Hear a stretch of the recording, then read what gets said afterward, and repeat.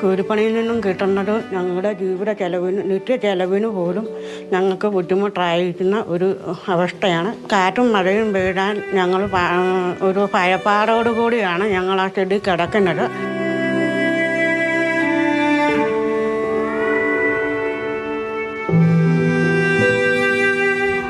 പ്രധാനമന്ത്രി ആവാസ് യോജന പദ്ധതി പ്രകാരം വീട് അനുവദിച്ചിട്ടുണ്ട്.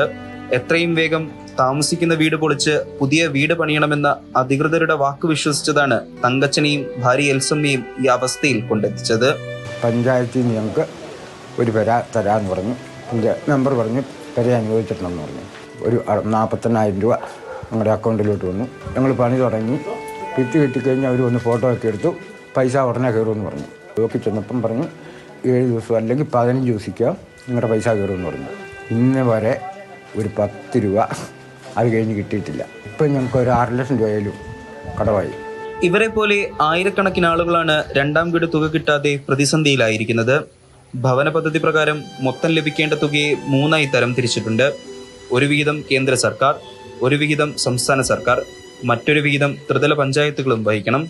ഇതിൽ സംസ്ഥാന സർക്കാരിന്റെ വിഹിതമായ 48,000 രൂപ മാത്രമാണ് പലർക്കും ലഭിച്ചിട്ടുള്ളത്.